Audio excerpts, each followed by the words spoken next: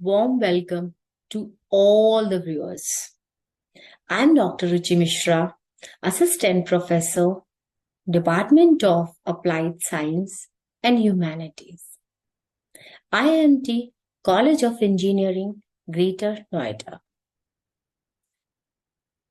So the topic of today's live session is English communication. Here in this topic, we are going to understand about the importance of English communication and also discussing about the tools of communication, process of communication, and comparison between general and business communication. So let's begin this live session. In this slide, I'm going to tell you about the purpose of communication. So the purpose of this lecture on English communication is to develop in students fundamental communication skills being integral to personal, social, and professional interactions. Today's engineers face dual challenge of being competitive as well as global. They not only have to be master in their professional skills, but also they must have expertise in English communication. In today's date, the job market is growing in terms of volume, but shrinking in terms of number of professionals passing out of the college. Hence, keeping in view the requirement of the job market, it was understood that the students need to be good in English communication, and it helps a student in developing confidence, smartness, and outward skills. Here you can see the purpose of communication: sharing information, facilitating education and learning, advancing career and opportunities. In next slide, we are going to understand about the elements of English communication. So here they are: purpose of communication, importance of communication through English at the present time, the process of communication and factors that influence communication sender, encoding, message, channels, receiver, decoding, and feedback. Next is tools of English communication. Next, the importance of audience in communication, barriers of English communication, verbal and non-verbal communication, and the last one is comparison between general communication and business communication. So this slide is about the importance of communication through English as at the present time. English is widely recognized as the primary international language of business, science, technology, diplomacy, and tourism. It serves as a common language for people from different linguistic background, helps to communicate and understand each other. In the business world, English is the predominant language used for international trade, negotiations, and communications between companies and clients worldwide. Proficiency in English is essential for accessing a vast array of educational resources, academic journals, and research materials. Strong English communication skills enhance personal growth by enabling individuals to express themselves effectively, articulate ideas, and engage in meaningful conversations with people from different backgrounds and cultures. Moving ahead, in next slide, we are going to understand about the process of communication. So sender is the person who sends information to the receiver, and the communication has started for the sender. Encoding in communication refers to the process of converting information from one form to another.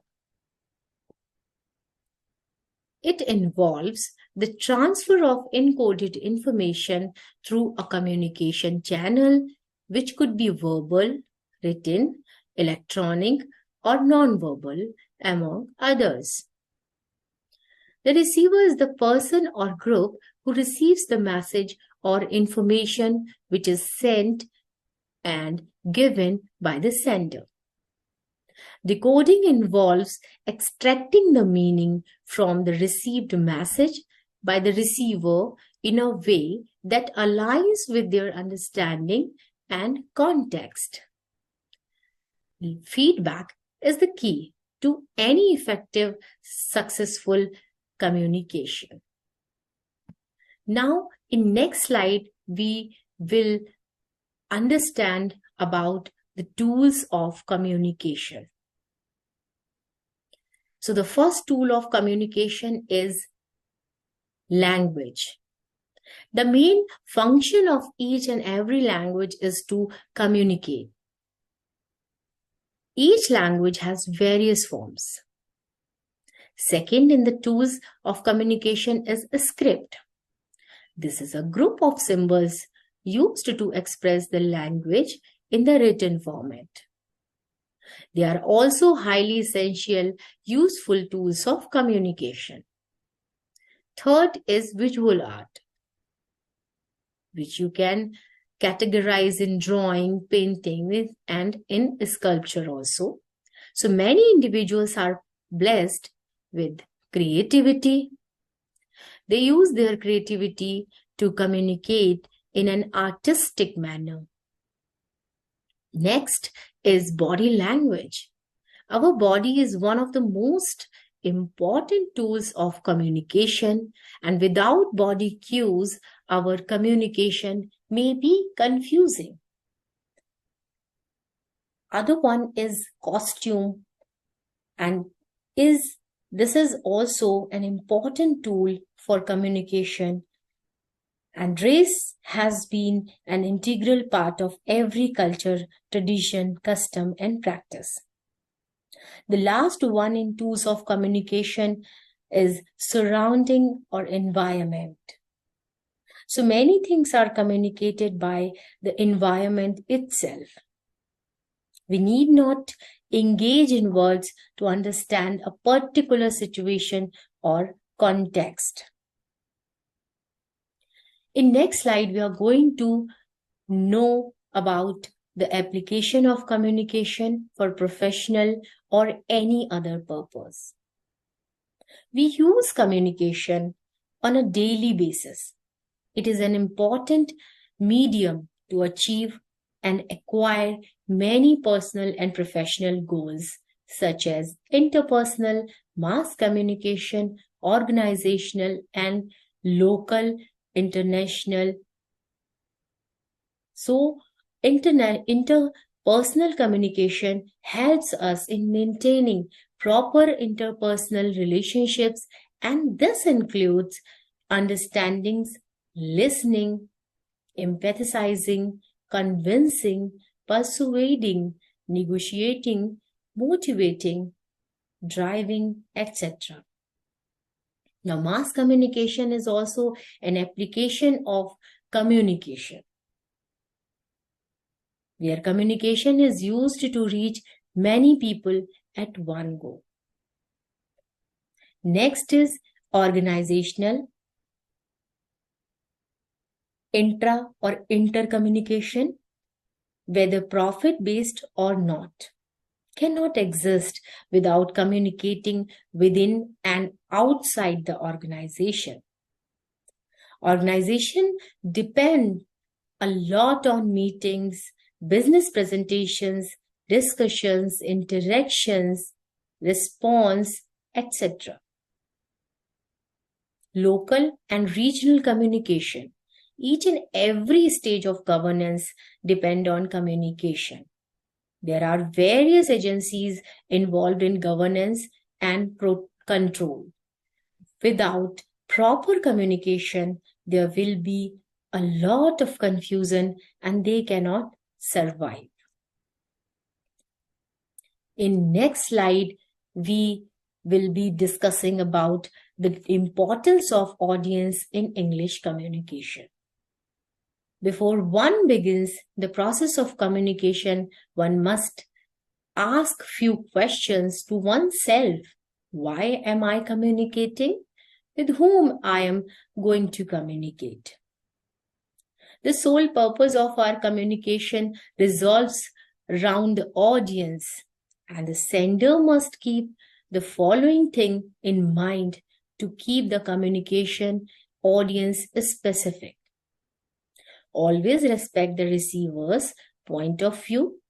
Sender must know receiver's interest, taste, preference, background, education, and culture. Never underestimate the receiver. Communication should be a collaborative activity between sender and receiver, and effective planning. Now in next slide, we will be discussing about the purpose of communication. So the purpose of communication, especially in an organization, is to persuade, to instruct, to influence, to motivate, to inform, to entertain, to attract. Now, in next slide, we will get to know about the barriers of communication. So, language barriers. Differences in language, jargon, or dialects can impede understanding between people who don't share a common linguistic background. Second barrier is cultural barrier. Varying cultural norms, values, customs, expectations can lead to misunderstandings or misinterpretations in communication. Third is semantic barriers. When words have different meanings for different people, or when ambiguous language is used, it can lead to confusion or misinterpretation. Next, and last is perceptual barrier. Differences in how individuals perceive information due to their background, experiences, or knowledge can hinder effective communication. Next slide is about the importance of verbal communication. When we use any language which is presented by words, sentences, or for the purpose of communication, it is known as verbal communication. It can be either spoken, where we use sounds to represent a particular symbol, or written, where we use a script to represent symbols. So the quality of spoken or oral communication is voice, tone, delivery, quality of the topic, accent or diction, pronunciation, and integrity. In next slide, we are going to focus on the techniques to improve oral communication. The following measures should be taken to improve one's oral communication skills. Maintain proper eye contact. Do not draw attention to your drawbacks. Try to understand the audience. Prepare the topic well before you speak and define the purpose of speech. Collect relevant materials to substantiate your talk. Organize your topic properly. Outline the main points. So moving ahead, We are going to discuss about general rule to become a good speaker. First of all, practice regularly. Second is voluntary. Participate in discussions, read books, newspapers. Be an active listener. Listen to radio programs in English and watch TV shows anchored in English. And the last one is tape your speech continuously, rectifying your mistakes. Now, this slide is about the formal and the informal communication coming under oral communication. Formal communication is otherwise known as official communication. In case of formal communication, we use formal language. Formal communication is used for serious purposes. For example, debate, discussions, lectures, interview, seminars, speech, group work, meetings, presentations, and public speakings. Most of the time, it is bereft of personal feelings and emotions. That's why critics categorize formal communication as artificial communication. On the other hand, informal communication includes all the communication that we do either in a professional setup or in a social setup without any serious purpose attached to it. And it reflects personal touch, humility, and emotions. Now, next one is about written communication. So any communication that is done with the help of writing using a script and follows entertaining rules of grammar and syntax, we tend to say that it is written communication. Now, the quality of the written communication is documentation, books, research, meeting, and print media.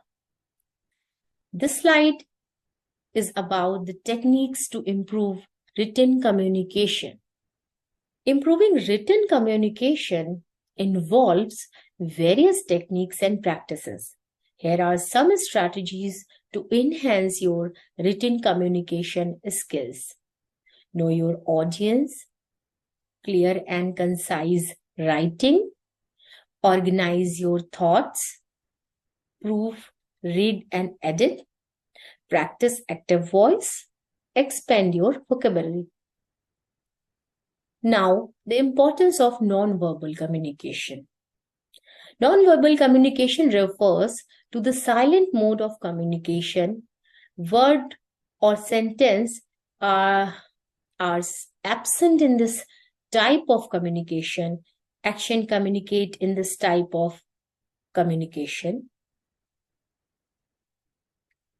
Martin Luther said, "Action speaks louder than words." Body language is the most visible, evident form of non-verbal communication and involves gestures, postures, eye contact, and facial expressions. Moving ahead, we are going to discuss about the type of non-verbal communication. So the first one in this category is conscious, where you can understand winking of an eye, traffic police gestures. Subliminal is it affects our mind without our knowledge. Police, inform, modeling, military attire are an example of subliminal non-verbal communication gestures. And voluntary or involuntary messages, categories like signs, symbols, punctuations, paralanguages are different categories of non-verbal communications. And in the last slide, we are going to discuss about the comparison between general and business communication. So, in general communication, it encompasses various forms of interactions in everyday life, such as conversations with friends, family, or acquaintances. While business communication is especially used for professional purpose within a workplace setting. General communication tends to be more informal, conversational, and relaxed in tone. Business communication typically requires a more formal and professional tone, focusing on clarity, conciseness, and consistent style in written document. General communication can occur through various channels like face-to-face conversations, phone calls, social media, and informal written message. Business communication often utilizes more formal channels like emails, official documents, meetings, and presentations. General communication can involve a wide range of audiences from diverse backgrounds and with different levels of familiarity or expertise in the subject matter, whereas business communication often target specific stakeholders, colleagues, clients, or partners within a professional environment. So, thank you for your active participation. Thank you so much.